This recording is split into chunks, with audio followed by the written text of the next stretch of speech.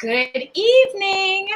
Hi, everyone. It is me, Dr. Renee, and this is the Ask Dr. Renee Show. I can't believe it. I'm back. So, yes, I took a bit of a long break. It's actually been like a year since I did the show, and I'm glad to be back. But for those that are new, thank you so much for joining us. My show is here to motivate and inspire you to live the life you deserve.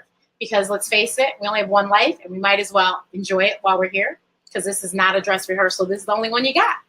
So past guests, we've had Lisa Nichols, we've had Michelle Williams from Destiny's Child, we've had Kwame, the rapper, producer, we've had DJ D Nice, DJ, rapper, producer, we've had Paul Carrick Brunson, matchmaker, TV host. We've had a whole host of people. We have like 60-something episodes recorded. You can all check those all out on my YouTube channel, Ask Dr. Renee.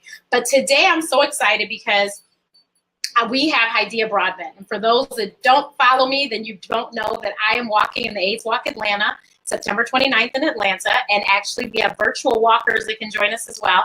But if you're in Atlanta, I'd love for you to join the team. But I'm really excited because she's going to be there too. And if you don't know Hydeia's story, then you're going to hear it today. But many of you do know, and I'm so glad to say that she celebrated 35 years. Was that in June? Mm-hmm. Your birthday was in June? Yeah. So she turned 35 in June, and that is a wonderful thing. And so I'm really excited to have her. So we're going to jump into it. If you have any questions, please put them in the comments. I'm going to do my best to read them. I will tell you my executive producer, Miss Foodie Engineer Alicia Matthews, is not available tonight. So apparently I didn't check the schedule with her before I scheduled this. But we're going to make it happen, Captain. And I will try to read them off of my iPad. So welcome, and thank you so much for doing this. Thank you for having me. No problem. I'm taking the glasses off because I'm seeing the glare, and I know my EP is going to say, Renee! So I just take them off. So please, let's start out with, you were born HIV positive back in obviously 35 years ago, and you were adopted by an amazing family, right? Yes, correct. And so tell us from there, because when did they say, you have AIDS, or when did that come about? So I was born, I'm a part of the first generation of children born HIV positive, which the term now is vertical transmission. So I'm a part of the group of children born through vertical transmission. I was born HIV positive, but having AIDS at the age of 3 years old. That's when I was diagnosed as having AIDS. Okay. So for those that don't know, vertical transmission means she got it from her birth mother. Mm-hmm. And correct. Yeah. So like I said, for those that don't know, that's what that means. And so at 3 years old, I can only imagine, because I was a severe asthmatic, which obviously is no comparison, but I had to take meds every single day my entire life growing up. And by the grace of God, somehow I got off my asthma meds a few years ago. And that's the first time in my life that I have not had to take meds every day. But how did that look at 3 years old, having to take these medications? Well, I'm sure you had to take more than a few. I did not really think about it. I was just a kid. I just had to take the medicine. I didn't really think that my life was different. I just did what I had to do. And how many siblings do you have? There's about probably 6. There might be 6 or 7 biological, and I think 6 or 7 adoptive. So it's like in and out of biological and adopted siblings. So, but I mean, where did you fall in line with your family? I'm pretty much the middle child. Okay. So, but that's great that they did, just raised you like a normal child, so you didn't even know. Now, of course, you had to know once you started getting on television and stuff, though, right? Yes, that's when, I started doing advocacy work when I was younger, so that's when I noticed. And it was a group of kids that really got together, and we were just trying to spread awareness, and that's what we did. So it was more so always a collective effort. It was always like a group of kids. And then once I started to do stuff myself, I really didn't paid attention to it. Like, I paid attention to it, but I didn't understand the magnitude of what I was doing. I didn't understand, the celebrity or the power behind it. I was just advocating, trying to help out other people. Awesome. So, so did you went to regular school and everything? I went in and out of school. I didn't really get to join school that much. So, yeah, it wasn't, it was in and out. I think high school, about the 7th to 8th grade is when I really started to go to middle school. And then I went to my senior year of high school. Okay, that's nice.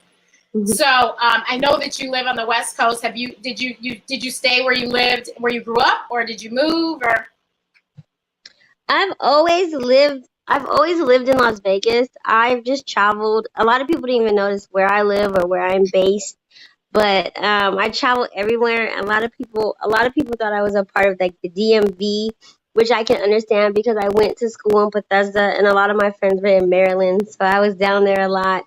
There's not a lot of people just didn't even know where I lived for a long time. Well, that's cool. So I remember seeing stuff way back in maybe it was like probably around when you were turning 21. They were like, "Oh, she's an adult," and so as an adult, I'm sure you live a wonderful, full life. And I like the fact that you are advocating, so you can tell people that you can still live a full life, right? Mm-hmm. Yes. Yeah. So when I met Hydeia this summer at the Essence Festival, I got a quick video from her to post for the AIDS Walk Atlanta, and so that was awesome. Did you speak at the event, or you were just there? No, I was there with the Black AIDS Institute. I was one of the Raina Coppola, the new CEO and founder of the Black AIDS Institute. We had a panel discussion. Vanessa Williams from Soul Food was on there, and also a fellow ambassador, my friend Elle, was there as well. So it was a group of us that just had a panel discussion, and we talked about treatment as prevention. Elle talked about PrEP, the use of PrEP for HIV negative individuals. So it was just impactful and just informal, educational conversation I was really excited about. That is awesome. So I love your hashtag treatment as prevention. So can you explain that further so people can understand? Well, the hashtag of treatment as prevention is a collective effort.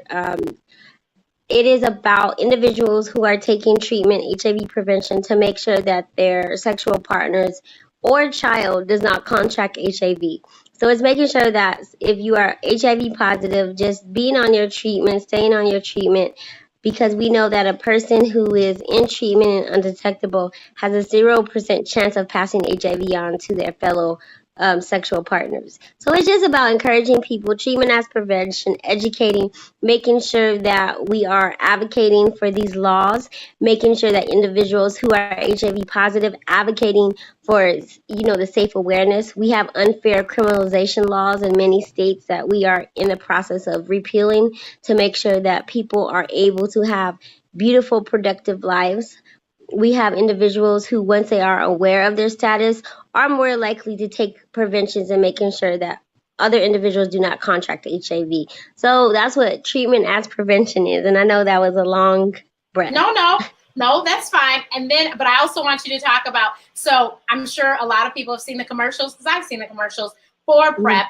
And people, I'm sure, are like, what is that? Not, and some people obviously will pay attention, and others are like, what are they talking about? So I know that obviously is treatment as prevention. So can you explain PrEP? So, for me, I just did a presentation in Washington, D.C. It was about Black women's health and changing HIV, and how are we going to end the epidemic. And so I was on a panel, and there was a young woman named Brittany. She's HIV negative, but, lived in Atlanta for a long time.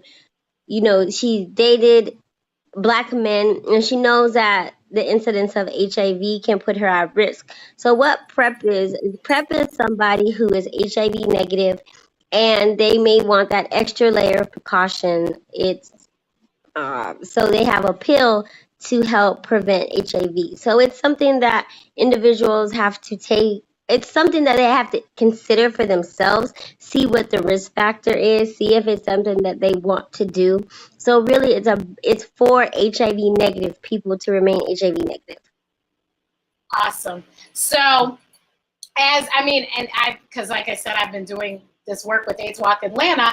I know that PrEP, just like other HIV medicines, is very, very expensive. So that is one of the main reasons that obviously AIDS Walk Atlanta and other walks and fundraisers like that exist, so that we can actually pay for, so people don't have to pay for these drugs themselves and they can get them for free.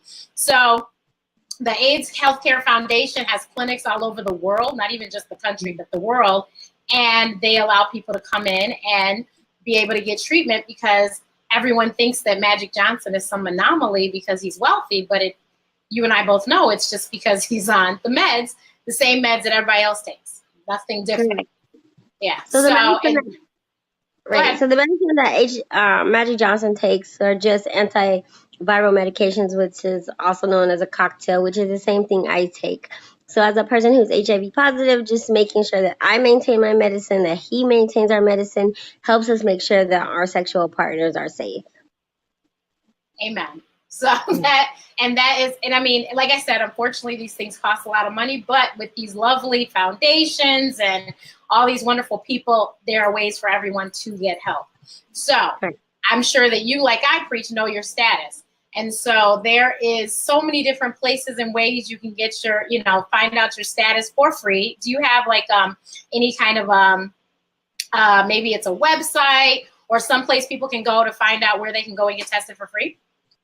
Well, I know there's, I think it's freehivtest.org. I'm not sure, or free HIV. I don't know exactly. I went on a blank, but I also know that the CDC has an app where you can find local testing centers, and also AIDS Healthcare Foundation has testing centers in their location. So you just look up online and research AIDS Healthcare Foundation or whatever local energy you can reach to get an HIV test. And then also you can test at home. There are at-home kits if you go to your local drugstore. Ask the pharmacist to show you, but there are local kits, kits in the store that you can pay for, and then you can test at home, you and your partner, and you can find out in minutes if you're positive or negative, which is obviously very good information to know. So what does a day look like for you? Well, right now my day is jam-packed with dealing with my niece. So she's almost 2 years old. So a lot of my time and attention goes to her. And I'm just ready to get back to work. I'm just ready to do work and travel. And I'm really excited about that. So once you do the walk, is there other things you have coming after that? Well, I'm planning my 35th birthday celebration, which we are turning it into it's a celebration, but also will be a fundraiser so I can complete my projects around my documentary and other things. So it's a celebration of life, 3530, celebrating 35 years of life and 30 years of activism work. So that's where we're asking people to just help with if sponsorship or donations, just to complete this vision that God has placed upon my life. He sent me a strong impression and was like, you need to move, and it's time to move now. So I'm going with full effort, not stopping. And the purpose of my 35th birthday is just to promote love, acceptance, understanding. It's a celebration of life. I love to dance. I love to hang out with my friends. So I'm just excited to continue the celebration cross country. We're going to make it a tour. So I'm really excited about that. That sounds like fun. And if you follow her on social media, you can see all of this. She dances. She has her friends, her niece. She has videos. And so you definitely follow her on social media and you'll see all this. And we'll have information about her fundraiser as well so that we can help her to finish this documentary, because I know it'll be powerful. So can you name some of the celebrities that you met and maybe your favorite couple, like stories about a couple of the favorite ones? So celebrities that I've met that I really like, Mariah Carey, I love her. I recently met Janet Jackson again, which is really cool. We didn't really get to spend too much time, but our paths crossed, and that was really cool that she remembered the work I did when I was younger. And um, I don't know, that's it. I want to really meet Chris Brown. Yeah, I Oh just like wow, him as okay. a performer, so that's what I want to do. Yeah. I went to Chris Brown's concert last year, and it was very good. Yes. He is really, I guess he is like Michael Jackson. The full, I mean, he had a lovely show, just the dancers and everything. So I totally, I was shocked because I came there to see her, but I saw he was the headliner obviously, and I saw Chris Brown and was like, oh my goodness, Yeah, he's a But really yeah, good performer. yeah, he's pretty amazing. I love Janet too. And I saw that you saw her recently. That was pretty cool. Janet is amazing. I've been to every Janet tour except for 2, I think. Oh, okay. So, yeah. So and I heard that she's doing the Rhythm Nation anniversary tour. So I'm excited about that because I might have to check that out. But, and Mariah, I've never seen Mariah live, but I have 2 girlfriends from college that are Mariah's biggest fans, and they travel to see her. So, I think they've been to Vegas once or twice to see her already. So yeah, I like I said, I'm a fan as well. I've never seen Mariah in concert, oddly enough. But yeah, that is wonderful. Most people always say they remember Hydeia from the Oprah Winfrey Show. You were on the Where Are They Now when she got the OWN network too, weren't you? Yes, correct. I thought so. Yeah. So that's the one person we do have in common because I've sat next to Miss Winfrey as well. So. Hi. Yeah. So yeah, I've been to the studio and sat there next to her as well. So but that was just amazing. I remember seeing you because you're almost 10 years younger than me, and I remember seeing you on the Oprah Winfrey Show. And my mother has been in healthcare my whole life. She's now a priest, but she was always in healthcare. And then I became a doctor, and so I've always been intrigued, and I knew about HIV. And so it was very interesting to see your story, and it wasn't something I don't think that I necessarily remember them covering in school, but because, like I said, my mom was in healthcare, it was something that she definitely talked about with me and my sister. So we were quite informed for being 10, 11 years old, but I think that the work that you do is just amazing, and I'm glad that you realize that God, because I will tell you this story. When I was younger, like I said, I have severe asthma, and I wheezed 24/7. So I never really could walk without wheezing. I always had trouble breathing. And I remember one day I was at the Sears store in 12 Oaks Mall in Novi, Michigan, and I sat there and I just started crying and said, "Why me?" Because breathing and walking was so difficult. And of course, like I said, I'm so grateful that now my breathing is so much better. I don't have to take any medicines every day. But I can only imagine you. And I grew up with asthma. I had it my entire life. So I only knew one way. It was to take my meds every day. And I had to take breathing treatments. I remember the first Janet Jackson concert I went to, I had to take my breathing machine with me to the concert. And they stopped us at the metal detector and were not going to let us in. And my father had to explain why I needed it. And I had asthma attacks, period. But then not anxiety, but when I got very, very excited, it would be far worse. And obviously I'm here to see Janet Jackson. And we didn't know we were going to the show. My parents surprised us.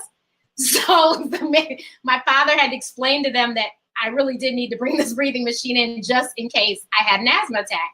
And so they did let us in. But I just wonder, did you ever have moments where, and I'm sure you did, but moments where you were just like, why me? Why did this happen to me? When I was younger, I really just had to take it with a grain of salt. I did not understand my life being, horrible. I didn't look at it as being horrible. I was sad, of course, when you lose friends. That's the hardest part. I was gonna say, yeah. But like the struggle and the pain, I just kind of took it. I guess I was just walking around maybe not feeling good, not understanding what it was like to be healthy. Now, more so as an adult, when I get sick or go down, I'm like, oh, this is painful. I can't take it. I'm just going to lay down. So I see the difference as an adult as pertaining to a child. I think when I was younger as a child, I was just resilient and full of life. And now, it's constantly a struggle to, tap into the energy of positivity and staying focused. So as an adult, I noticed that struggle is much more prevalent. I gotcha. And so my friend, she was kind enough to look it up for us. She said you can text your zip code to Know It 566948 to find a testing site, and you can get tested for free. So thank you, Bam, for that information. Appreciate you. But does anyone have any questions? Please feel free to chime in. We are more than welcome to take them. But I think that now, you're 35, do you plan to maybe marry in the future, have children? What do you think? I would love to get married. It's just I'm going to have to meet in a very, very, very, very, very amazing man. Amen. Both of us. Yes. Yes. That I would consider altering my life for. I haven't met him yet. He's going to have to be a remarkable man. And as far as like having kids and stuff, I don't know. It's such a permanent thing. And I'm just going to have to, it's just going to have to be amazing. I don't know. I understand. Because at 35, I was like, I'd like to, but when, I don't know. Now I'm 43, it's a different story. But I get it. And I have, my sister doesn't have any children, but my best friend has children that call me auntie. And so I have two nieces and a nephew. So 13, 8, and 13, 9, and 7. And so I'm Auntie Nene, and I adore it, love it. And then I have a 3-year-old cousin, so I understand the 2-year-old, because that 3-year-old little boy, I just left him last week, and my Jesus Lord, he has more energy than I think all the adults around him put together, but he's amazing. So I totally understand, and I love watching your videos with your niece, and it's too funny. But is there anything else that you want everyone to know, and places that we definitely need to go visit online or social media or whatever? I would just say that right now, when it comes to HIV and AIDS, it's really important that we make sure that we are inclusive of our LGBTQ members, making sure that we are embracing and encouraging our young Black men who have sex with men, because they have the highest rate of new HIV infections among all the groups. And so it's just making sure that it's a place of acceptance, making sure that we are encouraging one another to be informed. We have the tools to prevent new HIV infections, but also we have to make sure that we ourselves are not being judgmental or outcasting people to where they're not getting the support that they need. And so I just want to make sure that we are advocating for all of our brothers and sisters. Thank you. And that is, she's right. That is very, very important. It's no time to be judgmental, because these lives, there's no reason for people to be dying at this point. These lives can be saved. People need to not be ashamed, so that they can go get tested, and then they can go and seek treatment. And I think that's the problem. I know somebody that I'm not sure if it was a shame or what it was, but when I found out that they died, and then I found out that that's what they died from, as a doctor, I was just stunned and shocked, because I said, but wait a minute, people are living forever and dying of normal illnesses like, heart attacks and strokes that have AIDS and HIV. So what happened? And it was just a simple fact of this person not taking their medication. Okay. So like I said, I don't know if it was. And then, there's a whole compliance thing with the medication as well. And because actually that was one of the things I recently talked about with AIDS Walk Atlanta, is a whole compliance thing with the medicine, because you have to take your medicine, you have to take it on time, you can't skip doses, and it's very, very important.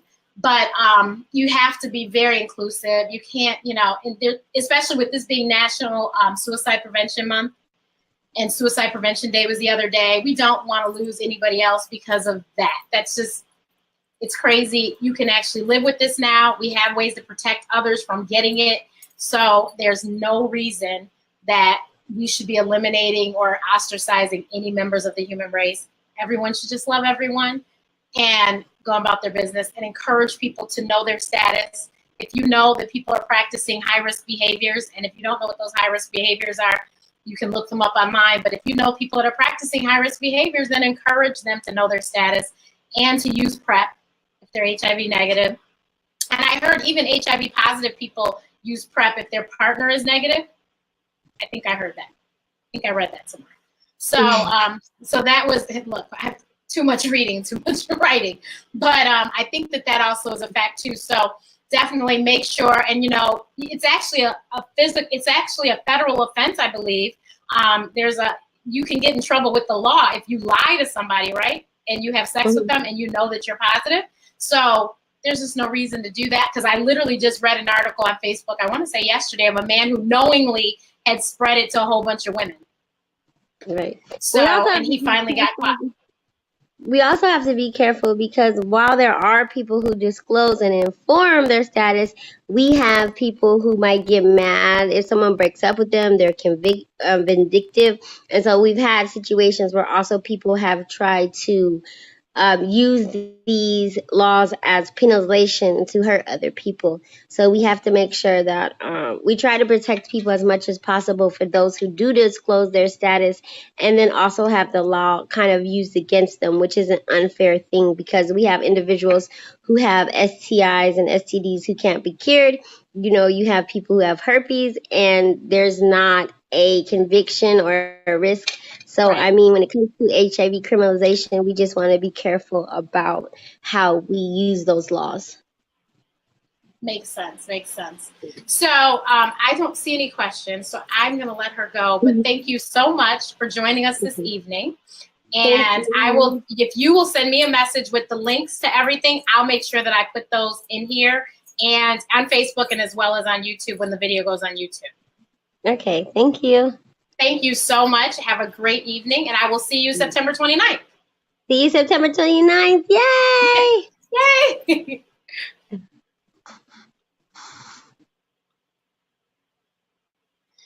Okay, so thank you guys so much for tuning in to the first Ask Dr. Renee show in God knows how long. It's been about a year. Thank you, everyone. I so appreciate it, because as I told somebody, I think I was slightly nervous to do this because I hadn't done it in so long. But I'm glad that I got out there and did it. As I tell everyone, done is better than perfection. So I noticed at the end that her name was on the screen. Done is better than perfection. And so at least it's done. And I hope that you will donate to the AIDS Walk Atlanta. I will give you the link. We have virtual walkers. They can't be in Atlanta. And then we have a lovely team of people. Well, there's a team that I'm on, and my friends have joined my team. So I would really hope that everyone that's in Atlanta, that's a friend of mine, will walk with me on September 29th. I hear the weather should be fabulous. So I'm very, very, very excited about that. So next week, don't quote me, but it should be next week, we'll have another episode, and I'm thinking the person is going to be somebody in the movie industry. So I'm very excited. It should be a great conversation, and you should be motivated and inspired and learn a lot. And so if you know others that would be interested in that, please let them know.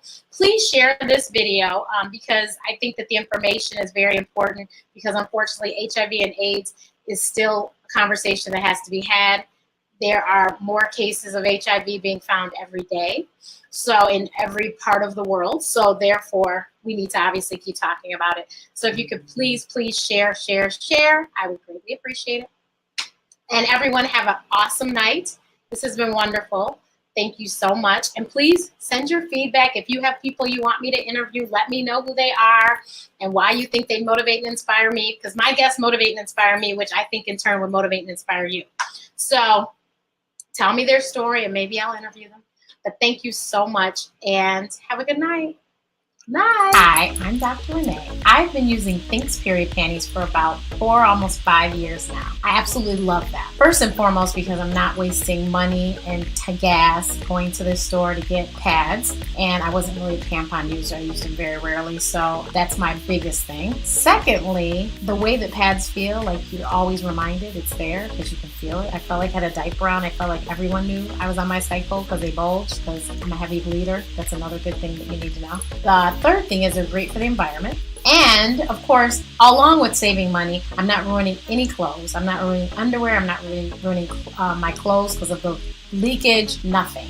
It's free bleed and it's so amazing. No one would know I'm on my cycle unless I tell them. There's no odor, there's no leakage, and they're wonderful. And if you would like to try them out, $10 off using my link, and there is a money back guarantee. If it doesn't work out for you, you can do that as well. But I promise if you try it, you'll fall in love with it. And there's a lot of other options out there. As a matter of fact, Thinx even has other options that you could check out. Check out the website, shethinks.com/Renee, RENEE.